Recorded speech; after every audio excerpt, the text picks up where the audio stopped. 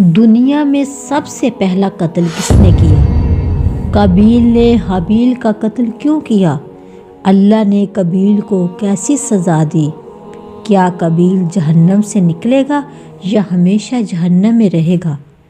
اور قاتلوں میں سے سب سے زیادہ سزا کس کو ملے گی؟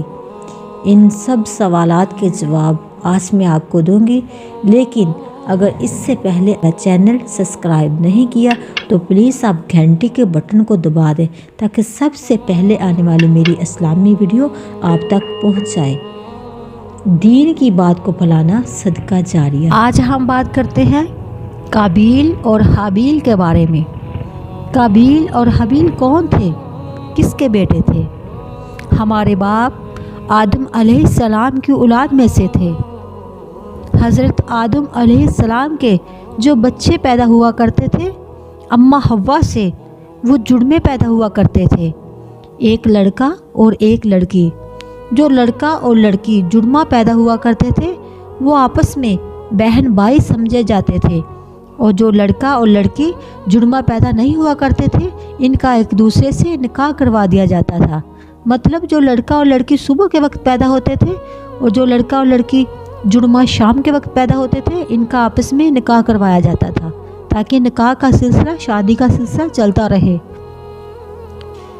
اسی طرح جو لڑکا قابیل، اس کے ساتھ جو لڑکی پیدا ہوئی وہ انتہائی خوبصورت تھی، قابیل کی بہن بنتی تھی شریعت کے اعتبار سے، اور لڑکی جو حابیل کے ساتھ پیدا ہوئی تھی وہ خوبصورت نہ تھی۔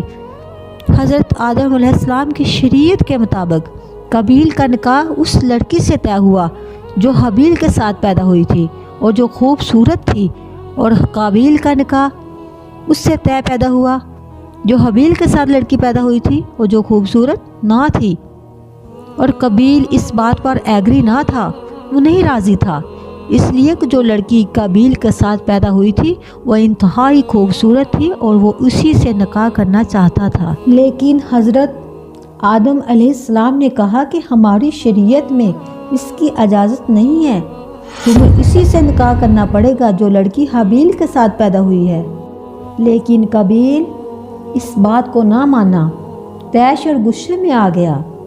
اس کے بعد حضرت آدم علیہ السلام نے اپنے دونوں بیٹوں سے کہا کہ تم دونوں اپنی اپنی قربانیاں پیش کرو اللہ کی راہ میں، جس کی قربانی کو آگ آ کر کھا جائے گی آسمان سے تو سمجھا جائے گا کہ اس کی قربانی اللہ تعالیٰ نے قبول کر لی، اور جس کی قربانی کو آگ نہ کھائے گی تو اس کی علامت یہ ہوگی کہ اللہ تعالیٰ نے اس کی قربانی کو قبول نہ کیا، اس کی یہ علامت ہے کہ اللہ تعالیٰ اس سے ناخوش ہے۔ دونوں نے اپنی اپنی قربانیاں پیش کی۔ جب دونوں نے اپنی اپنی قربانیاں پیش کی تو حابیل کی قربانی قبول ہو گئی اور قابیل کی قربانی قبول نہ ہوئی۔ آسمان سے آگ آئی، حابیل کی قربانی کو کھا لیا اور قابیل کی قربانی کو نہ کھایا۔ اس کی یہ علامت تھی کہ قابیل کے فیصلے پر اللہ تعالیٰ ناخوش تھے۔ بجائے اس کے کہ قابیل توبہ کرتا، ندامت سے وہ جیلسی کا شکار ہو گیا اور یہ سمجھنے لگا کہ میرے بھائی حابیل کی وجہ سے میری بے عزتی ہوئی ہے۔ اس کے بعد قابیل نے حابیل کو دھمکی دی کہ میں تجھے قتل کر دوں گا، قرآن پاک کے الفاظ ہیں۔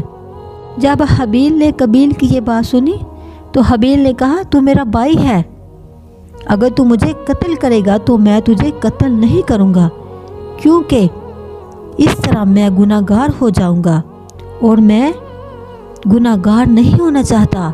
میں اپنے ہاتھ کو اپنے بھائی کے خون سے ملوث نہیں کرنا چاہتا، کسی بھی صورت میں میں اس کی طرف اپنے ہاتھ نہیں بڑھاؤں گا۔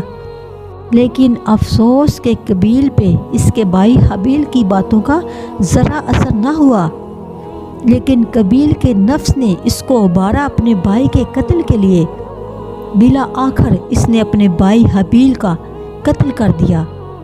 اس کے بعد قابیل خسارہ پانے والوں میں سے ہو گیا، برباد ہو گیا، دنیا ہی میں سے خسارہ پانے والوں میں وہ کیسے ہو گیا؟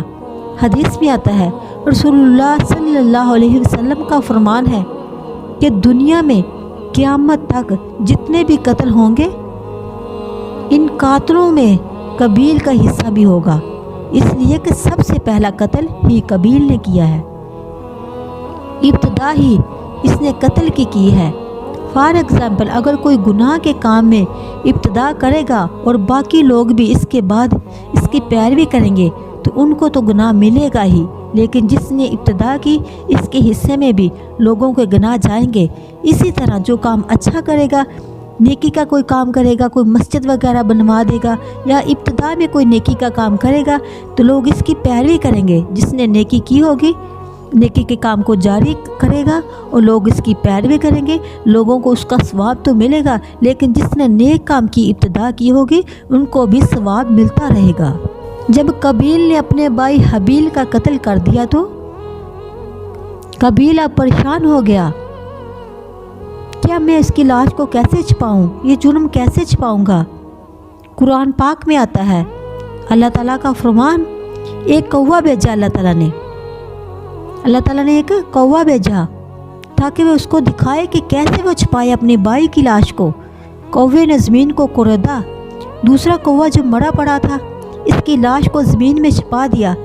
جب قابیل نے کوے کا یہ عمل دیکھا تو قابیل کہنے لگا، ہائے بربادی میری، میں اس کوے سے بھی زیادہ عاجز ہو گیا، مطلب میں اس کوے سے بھی زیادہ بے عقل ہوا۔